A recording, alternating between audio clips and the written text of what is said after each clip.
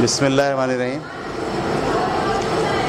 आज से हम जो है एक सीरीज़ शुरू कर रहे हैं, गौर व फिक्र की है और अंडरस्टैंडिंग की है। इसका नाम है डिसिप्लिन। ठीक है, हम ये सीखेंगे कि डिसिप्लिन क्या है। तो पहले मैं इसका बैकग्राउंड आपको बताना चाहूँगा कि ये जो टॉपिक हमने मुंतखब किया है, इसे क्यों मुंतखब किया है। ठीक है, अच्छा, एक बात आपको एक तरफ तवज्जो देनी है बड़ी पूरी ज़िंदगी में, वो ये कि हम दरअसल पाकिस्तानी भी, इंडियंस भी, बांग्लादेशी भी, ये जो पूरा रीजन है ये बुनियादी तौर पर 250 साल अंग्रेज़ों की ग़ुलामी में रहे। ठीक है, अच्छा, इसी तरह से आप चले जाओ अफ्रीका में, पूरा अफ्रीका भी 300 साल तक ग़ुलाम रहा है। ठीक है, और आप चले जाओ अमेरिका की कुछ रियासतें हैं, वो भी 250 साल तक ग़ुलाम रही हैं। अच्छा, ये किन के ग़ुलाम रहे हैं? ये आपने अपनी किताबों में पढ़ा है ना, Christopher Columbus, Vasco D gamma. असल में 1740 के बाद, सन 1740 के बाद ये जो फ्रांस, बरतानिया, पुर्तगाल, इन ममालिक के चंद लोगों ने दुनिया तलाश की। ये लोग ऐसे बताते हैं कि हमने दुनिया को ढूंढा। असल में दुनिया तो मौजूद थी, इनको नहीं पता था। तो ये जब वहाँ से निकले, समंदर पार किया, इन्होंने अमेरिका भी दरियाफ्त किया, ये यहाँ भी पहुँचे, इंडिया, सही, अफ्रीका भी पहुँचे। तो इनकी नज़र में ये उनके लिए नई दुनियाएँ थी, और फिर उन्होंने इन दुनियाओं पर बाज़ाब्ता कब्ज़ा किया फ़ौज के ज़रिए। ठीक है, और यहाँ के लोगों को अपनी हुकूमत के ज़ेर असर ग़ुलाम बनाया। तो ये 1740 के बाद का आप वाक़या अगर पढ़ें दुनिया की तारीख़ में, तो 1740, फिर 50, फिर 60, ऐसे चलते चलते हमारे यहाँ 1780 तक यहाँ अंग्रेज़ आ गए थे। इससे पहले यहाँ पर मुसलमानों की हुकूमत थी इस वाले खित्ते में। ठीक है, तो बहरहाल अब जब ये अंग्रेज़ यहाँ आए, अंग्रेज़ और फ्रांसीसी और एक और कौम कहलाती है पुर्तगाली, ये वो लोग थे जो बुनियादी तौर पर जिन्होंने पूरी दुनिया पर कब्ज़े किए। तो यहाँ के लोगों को, बड़ी तादाद में लोग थे, आबादी बहुत थी, वसाइल भी बहुत थे, तो यहाँ के लोगों को कंट्रोल कैसे करेंगे, ये सबसे बड़ा मसला था। कैसे कंट्रोल किया जाए? सबको मार तो सकते नहीं, सबको गोलियां मार दें, नहीं, कंट्रोल करना था। कंट्रोल करने के लिए उन्होंने एक पूरा सिस्टम डिज़ाइन किया, बाज़ाब्ता डिज़ाइन किया। यानी खुद फ्रांस के अंदर और ख़ुद बरतानिया के अंदर लोग बैठकर सूझबूझ के साथ उन्होंने ये सोचा कि भाई हमने ये कब्ज़े तो कर लिए हैं, अब इनको कंट्रोल कैसे करना है और अपने कब्ज़े को बाकी कैसे रखना है। सही, इन्होंने बाज़ाब्ता, बड़े बड़े जहन इनके जो फ़लसफ़ी थे, अक्लमंद तरीन लोग थे, उन्होंने इस बारे में सोचना शुरू किया, गौर करना शुरू किया, और इन्होंने इल्म की एक बुनियाद रखी। सही, एक इल्म बनाया इन्होंने। उस इल्म को ये कहते हैं ओरिएंटलिज्म। क्या कहते हैं? ओरिएंटलिज्म।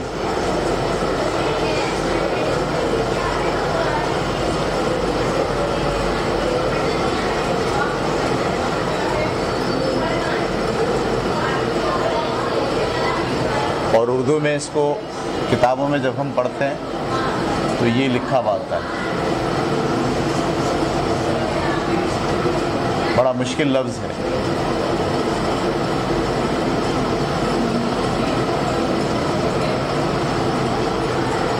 मुस्तशरकियत ऐसे लिखा हुआ था किताबों में। मुस्तशरकियत का मतलब मशरिक़ को कैसे कंट्रोल किया जाए और अपने कब्ज़े को वहाँ पर कैसे बरकरार रखा जाए। उन्होंने पूरा एक इल्म स्टडी डेवलप की, उसका कोर्स बनाया। वो अपने यहाँ के लड़कों को बाज़ाब्ता ये कोर्स पढ़ाने लगे, क्योंकि उनको नई नस्ल भी पैदा करनी थी जो इन्हीं इलाकों में जाए और जाके इन पर हुकूमत करे। तो जिन्होंने कब्ज़ा कर लिया था पहली बार आके, उन पे नहीं छोड़ा कि वह आपने कर लिया, बाद में यहाँ लोग रेजिस्ट करेंगे, लोग पलट देंगे तख्ता। तो उन्होंने इसको बरकरार रखने के लिए पूरा एक प्रोसेस डिज़ाइन किया, सही है, पूरा एक इल्म बनाया, पूरा एक डिस्कोर्स डेवलप किया, नॉवेल्स लिखे, कहानियाँ लिखी, ड्रामे बनाए, अखबारात में खबरें चलाईं, ठीक है। यानी अपना ये ख़याल कि हमने जो कब्ज़ा किया है वो इन ममालिक की बेहतरी के लिए किया है। यानी हमने कब्ज़ा इसलिए नहीं किया है कि हम जालिम हैं, बल्कि हम इनके निजात दहिंदा हैं। ये ख़राब ज़िंदगी गुजार रहे हैं, ये बेचारे बहुत ज़िंदगी की सतह से नीचे हैं और हम इनको क्या चाहते हैं ऊपर। ये उनका बयानिया था। यानी बजाय इसके कि वो ये साबित करें कि वो गलत है, उन्होंने किसी दूसरे मुल्क पे कब्ज़ा कर लिया, उन्होंने लोगों को ग़ुलाम बना लिया, उन्होंने उनसे ज़िंदगी जीने का हक़ छीन लिया, तो ये तो उठेगी ना बात, सारी दुनिया में उठेगी।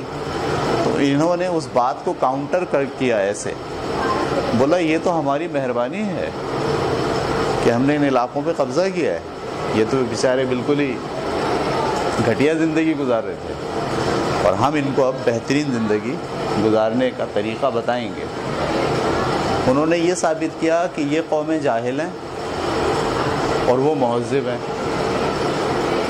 ये कौमें इल्म में बिल्कुल ज़ीरो पे हैं और वो कौमें इल्म में माहिर हैं।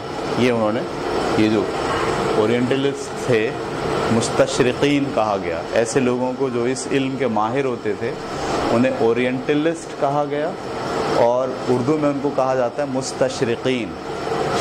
तो बड़े बड़े नामवर लोग पैदा हुए जिन्होंने रिसर्च किया और ये साबित करते रहे सारी दुनिया में कि इनका मज़हब बेकार है, हमारा मज़हब सही है, इनका अदब बेकार है, हमारा अदब अच्छा है, इनकी शायरी बेकार है, हमारी शायरी अच्छी है, इनका रहन सहन का तरीक़ा बकवास है, हमारा रहन सहन का तरीक़ा बेहतरीन है, इनके यहाँ औरतों की आज़ादी नहीं है, उनको ये बांध के रखते हैं, ग़ुलाम बनाया हुआ है, हमारे यहाँ औरतें आज़ाद हैं।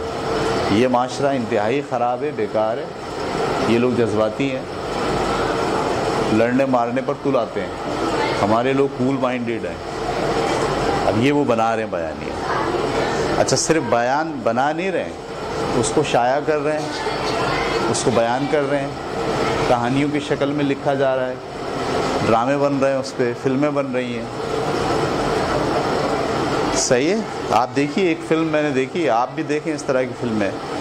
आपने देखा एक इंग्लिश फिल्म है जिसमें एक काली कौम को दिखाया, उस काली कौम में एक आदमी है, उसकी बीवी है, वो बीवी गिर गई है कुएं में, उनका आपस का झगड़ा है कबीलों में, तो एक कबीला दूसरे कबीलों को मारने की कोशिश कर रहा है, सही है। तो उसने अपनी बीवी को कुएं में छुपाया और वो भाग गया है। फिर वो पूरी फिल्म चलती है, ऐसी लड़ रहा है वो। उसका जो एंड है वो पता है क्या है? वो जैसे ही समंदर के किनारे आता है तो सामने से आ रहे हैं जहाज़, क्या आ रहे हैं, और वो जहाज़ आते के साथ ही जब उतरते हैं तो वो आदमी इन जहाज़ वालों को जो आ रहे हैं इनको अपना निजात दहिंदा कहता है, ये आ गए मुझे बचाने के लिए। फिल्म कौन बना रहा है? मुस्तशरिकीन। वो क्या साबित कर रहे हैं कि तुम लोग ऐसे रह रहे थे यहाँ, जंगलीपन में ऐसे रह रहे थे, हम आए तुम्हें निजात दिलाने के लिए इससे।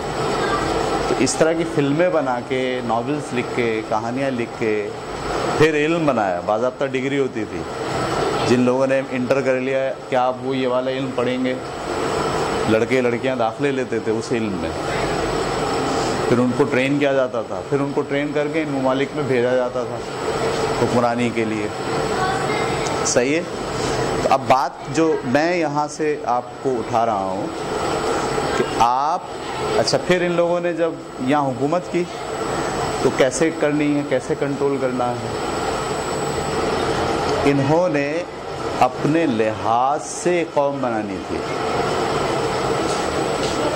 किसके लिहाज से बनानी थी? अपने लिहाज से। यानी ऐसी कौम पैदा ना हो जाए जो मुज़ाहमत कर पाए, जो सवाल उठा पाए।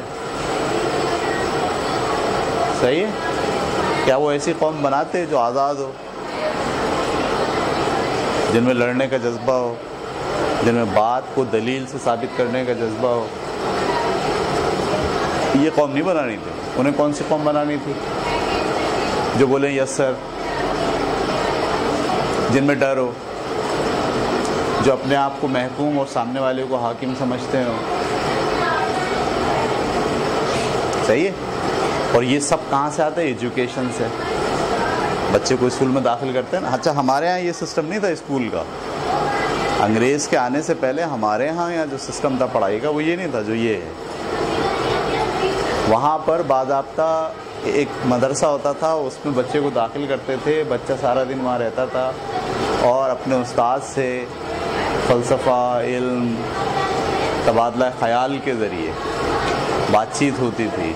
मखसूस किताबें होती थी, वो पढ़ाई जाती, मखसूस किताबें होती थी, वो पढ़ाई जाती थी। उस किताबों में पूरी तारीख़ थी आपकी, पूरा माजी था आपका, पूरा आपका फ़लसफ़ा था ज़िंदगी का, शायरी थी आपकी, ये सब पढ़ाया जाता था। इन्होंने बोला भाई अगर ये अभी भी पढ़ते रहे तो ये इनमें सवाल पैदा होगा, सोचेंगे, गौर करेंगे। इन्होंने अपना एक एजुकेशन सिस्टम बनाया। लॉर्ड मैकाले ने, वहाँ का एक आदमी था जो यहाँ पर हुक्मरानी करता था, उसने बोला भाई आपको ऐसा एजुकेशन सिस्टम बनाना होगा कि जिसमें ये सारे लोग और इनकी जो नई नस्ल आए वो हमारी ग़ुलाम रहे। तो उन्होंने फिर एक एजुकेशन सिस्टम बनाया जिसमें आपको सवाल करने की इजाज़त नहीं है। एक आदमी बोलेगा खड़े होके, बाकी सब सुनेंगे,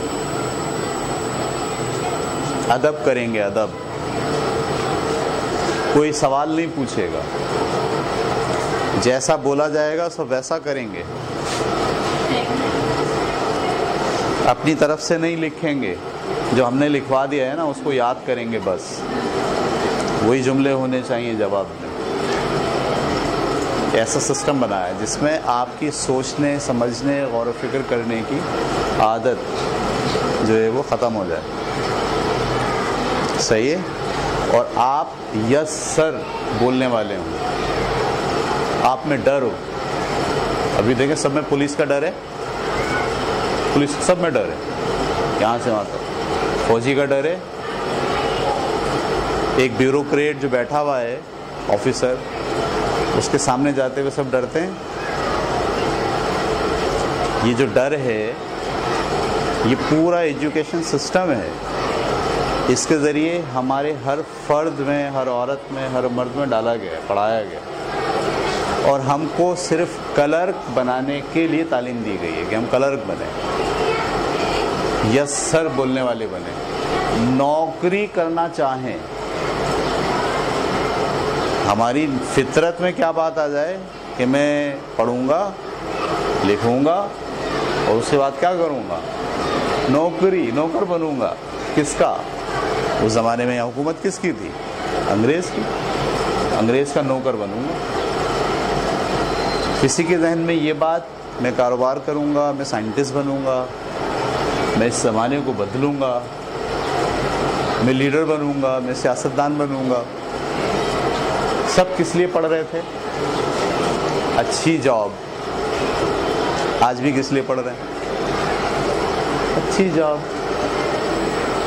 तो ये जो पूरा माइंड सेट है, पूरा जो आपकी सोच है, इस पूरी सोच को बाज़ाब्ता 250-300 साल में कंट्रोल करके बदला गया है। और अपनी मतलब कि अवाम पैदा की गई। ये बात समझ में आ रही है आप देखें गौर से, हमारे यहाँ बच्चों की जो कहानियाँ हमारे यहाँ वो आप पढ़ें, शुरू यहाँ से होगी। एक शहजादा था, एक शहजादी थी, उसमें विलनपन आएगा,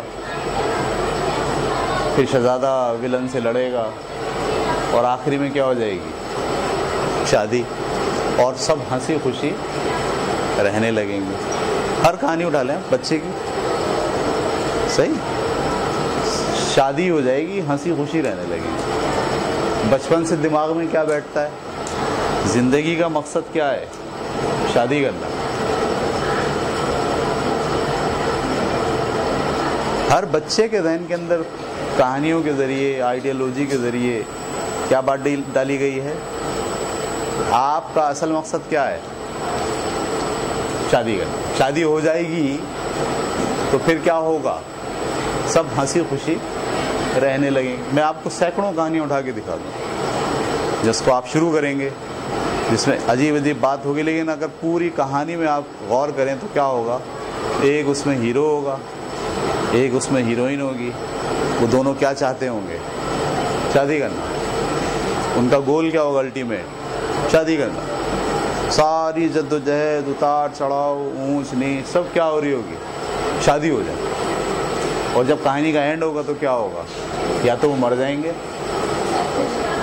या फिर क्या हो जाएगी, मर जाएंगे तो हम क्या बोलेंगे, ट्रेजेडी एंड हो गया। और अगर बच गए तो क्या होगी, जब शादी हो जाएगी तो हम सब खुश होंगे, हम बोलेंगे वाओ कितना जबरदस्त एंड हो गया।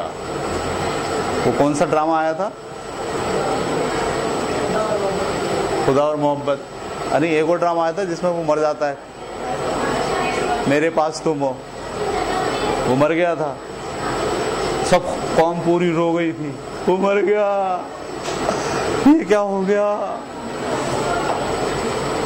पूरी कौम, पूरी आवाम, अफराद, लड़के लड़कियां, बच्चे, इन सब की जिंदगी का पूरा दायरा कहाँ घूमता है, मैं एक लड़का हूँ, मैं एक लड़की हूँ, मुझे किसी से मोहब्बत है, उसे मुझसे मोहब्बत है या नहीं है। और विलन कौन है जिंदगी में, ज़्यादातर माँ बाप विलन हो जाते हैं, सही है। फिर उनके खिलाफ जद्दोजहद चलती है। सारा दिमाग की सोच का महवर क्या चलता है, ये आया कहाँ से आपके पास पता है, कि बचपन से कहानियाँ, वाक़यात, फिल्में, ड्रामे, जो कुछ आपने देखा सुना, यही है। कभी ये आया कि हम साइंस में कहाँ खड़े हैं, हमारे अंदर भाईचारा पैदा नहीं हो रहा, हमारे अंदर से वतन की मोहब्बत निकलती जा रही है, हमारा समाज टूट फूट का शिकार है, दिल के अंदर हमदर्दी के जज्बात हैं या नहीं हैं, लोग अमीर कैसे होते हैं, गुर्बत से निकलने के लिए कैसे जद्दोजहद की जाती है। किसी कहानी में ये मौज़ूआत पढ़े आपने, तो मौज़ूआत नहीं होते। अच्छा, और अगर मैं आपको कहानी दूँ ऐसी पढ़ने के लिए, तो ये कहानी पढ़ें, उसमें आप पूरी कहानी में क्या तलाश करेंगे, हीरो कहाँ है इसमें हीरोइन कहाँ है, ऐसा ही है।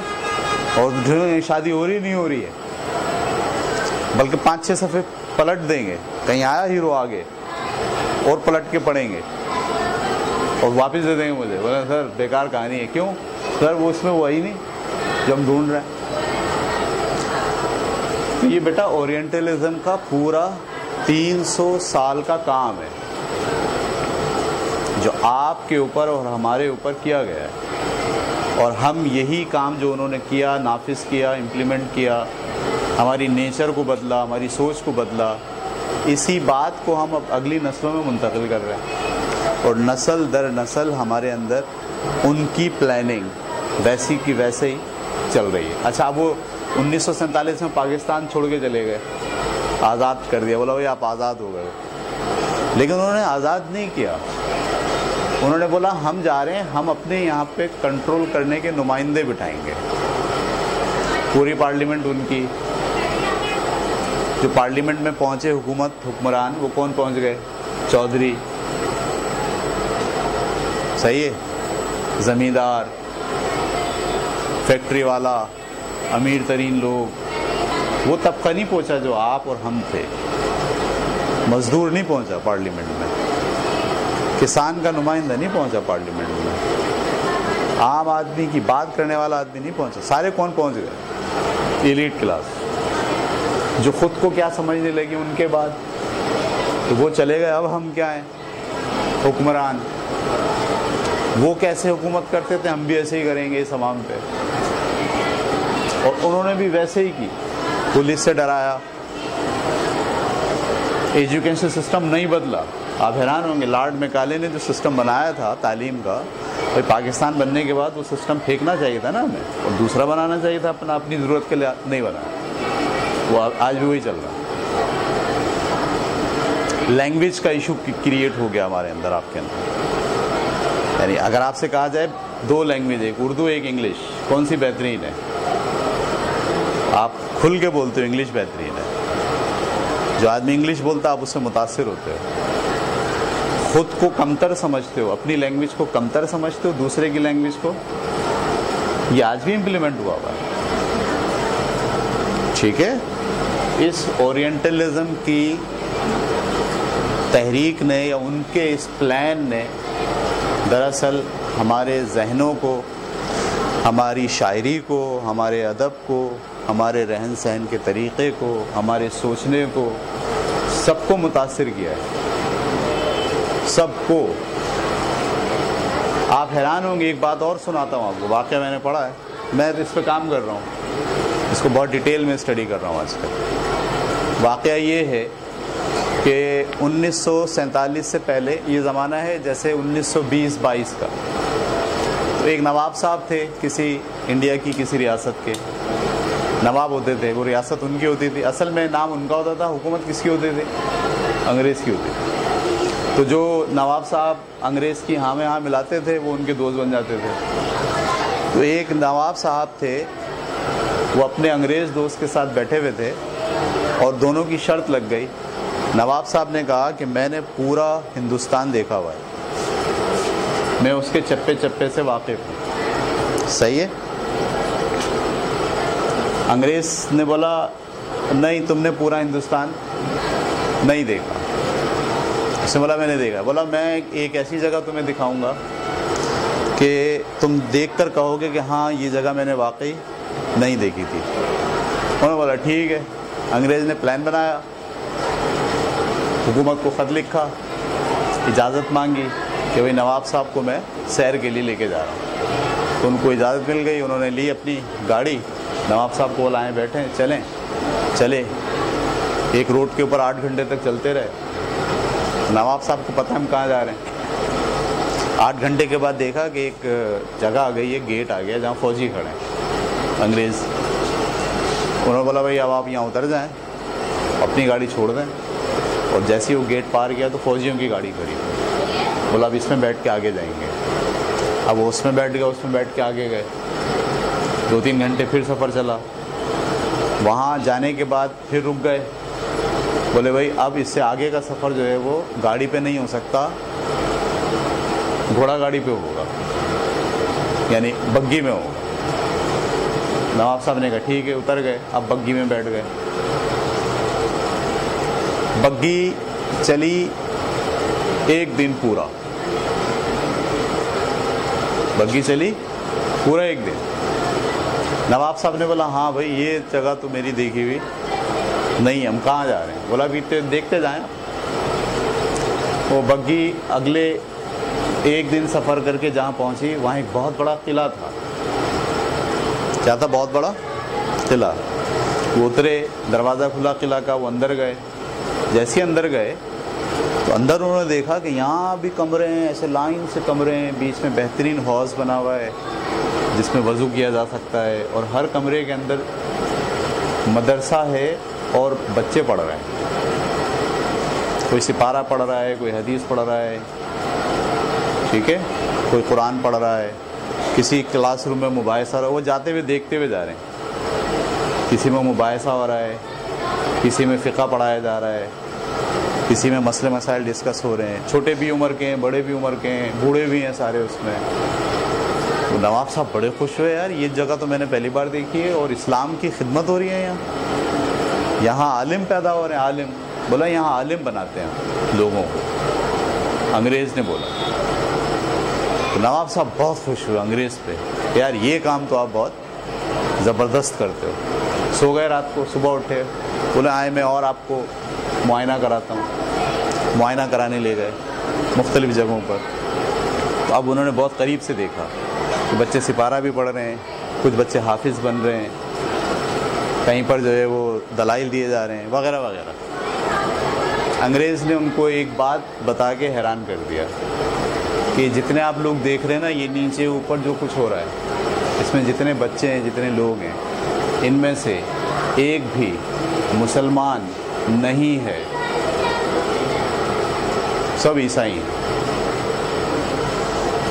जो यहाँ तैयार किए जा रहे हैं। और जब ये तैयार हो जाएंगे तो यहाँ से कहाँ भेजा जाएगा उन्हें? पूरे हिंदुस्तान में इनमें से कोई मस्जिद का आलिम बनेगा, कोई फतवे देगा, कोई नमाज़ पढ़ाएगा, कोई मुसलमानों के निकाह पढ़ाएगा, मुसलमानों की दीनी रहनुमाई ये लोग करेंगे। और इनमें से हर एक को पता है हम कौन है, ईसाई हैं। और इस सब्जेक्ट के तहत हम मुसलमानों को स्टडी कर रहे हैं ताकि उनको जाके हम वो बता सकें जो हम चाहते हैं। अब आप बताइए कि ये जगह कब से काम कर रही होगी, कितने आलिम पैदा किए होंगे, कितने मौलवी बने होंगे जो हमारे पूरे हिंदुस्तान में भेजे गए होंगे, जिन्होंने हमें बताया होगा मज़हब क्या है, दीन क्या है, अल्लाह मियां कौन है, हुज़ूर सल्लल्लाहु अलैहि वसल्लम क्या कहते हैं। ये फ़िरक़े इतने सारे क्यों बन गए? ये बहुत बड़ा गेम जो है वो बनाया गया है। इसको समझिएगा, इसको समझना इंतहाई ज़रूरी है।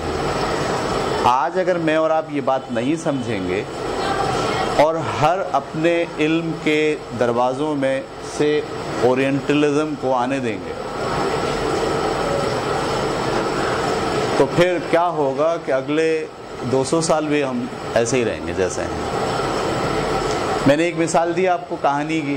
बचपन से आप जो कहानियाँ पढ़ते हैं वो क्या हैं? अच्छा, आप बाहर की कहानी पढ़ें, उसमें नहीं है ये, वो अजीब कहानियाँ हैं। हर कहानी के अंदर कोई माशरती पहलू है, कोई सियासी पहलू है, कोई अखलाकी पहलू है, कोई दूसरी बात है। सही? हर कहानी ये नहीं है जो हमारी कहानी है। बिल्कुल इसी तरीके से हमारे यहाँ एक लफ्ज़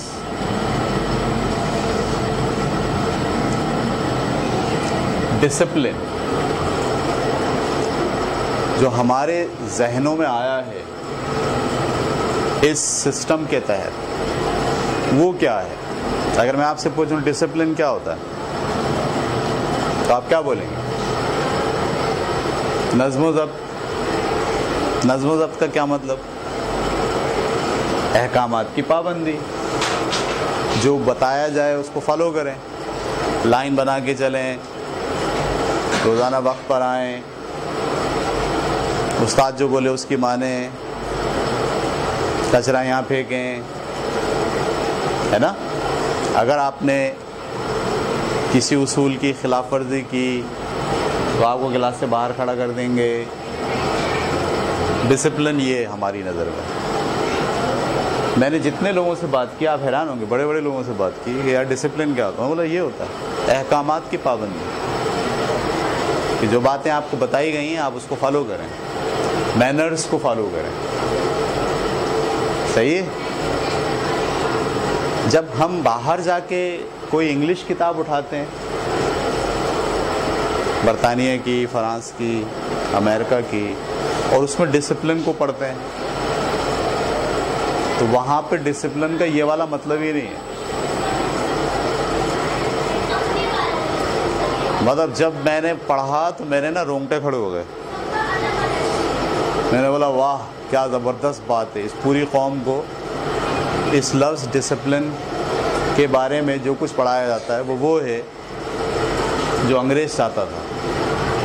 अंग्रेज़ यही चाहता था कि आप अहकामात की पाबंदी करें, जो बात आपसे कही जाए उसको मान लें, सवाल मत करें, जितना कहा गया उतना सुने, लाइन बना के चलें, जो सामने खड़ा आदमी है उसका एहतराम करना, आपको उसके ख़िलाफ़ बात नहीं करनी है, उससे सवाल नहीं पूछना है।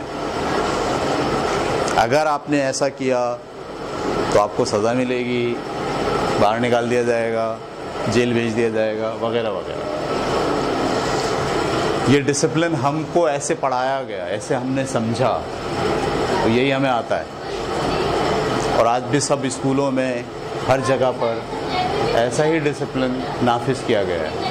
लेकिन जब आप बाहर किसी मुसन्निफ़ को पढ़ते हो, उसकी किताब में मुताल्ला करते हो डिसिप्लिन, तो वहाँ पर आपको एक बहुत ही मुख्तलिफ़ किस्म की चीज़ मिलती है। वो क्या है? अगर मैं एक जुमले में लिखूँ आपके सामने,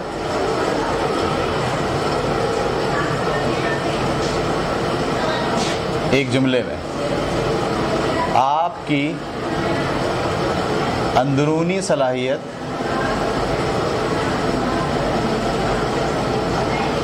या आपकी वो सलाहियत, इसको हम कल और डिटेल में पढ़ेंगे, आज मैं बस तारुफ करा दे रहा हूँ। आपकी वो सलाहियत जो आपको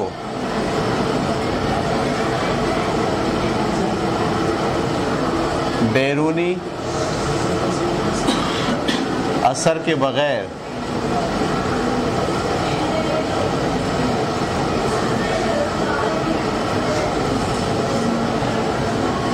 अमल पे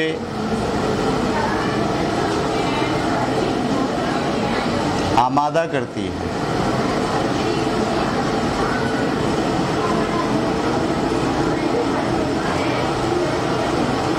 उसे क्या कहते हैं? डिसिप्लिन। वाह, अजीब बात है। आपकी वो सलाहियत जो आपको बैरूनी असर के बग़ैर, यानी कोई कह नहीं रहा आपको, कोई आपको मोटिवेट नहीं कर रहा, कोई आपको हुक्म नहीं दे रहा, बैरूनी असर के बग़ैर अमल पर आमादा करे, उसे क्या कहते हैं? डिसिप्लिन। यानी आप जो करना चाहते हैं, बैरूनी असर के बग़ैर आपके अंदर से जो बात निकली है, उसको आप कर डालें। इस बात को क्या कहा जाता है? डिसिप्लिन। और हमारे पास डिसिप्लिन किसको कहते हैं? उल्टी बात हो गई ना। हमारे यहाँ डिसिप्लिन किसको कहते हैं? जो बात आपको कही जाए वो आपको करनी है। असल डिसिप्लिन क्या है? बैरूनी असर के बग़ैर जो आप करना चाहते हैं वो करें। जैसे आप सुबह खुद उठें, एक होता है खुद उठना और एक क्या होता है? कोई उठाएगा आपको। अच्छा, कोई उठाएगा नहीं तो प्रेशर उठाएगा, स्कूल पहुंचना है, अगर नहीं पहुंचेंगे तो डंडे लगेंगे। इसका मतलब, अच्छा जिस दिन छुट्टी हो उस दिन आप उठ ही नहीं रहे, इसका मतलब उठने का फैसला आपका नहीं है। ये कौन उठाता है आपको? बैरूनी असर उठाता है आपको। तो ये जो आपको बैरूनी असर आपसे काम करवा रहा है, ये डिसिप्लिन नहीं है। डिसिप्लिन क्या है? इस बैरूनी असर के बगैर आप अपनी सोच के मुताबिक अमल और एक्शन पर आमादा हो जाएं। इसको क्या कहा जाता है? डिसिप्लिन। इसको हम अगली 6 क्लासेस में थोड़ा थोड़ा करके डिटेल में इन सारी बातों को पढ़ेंगे।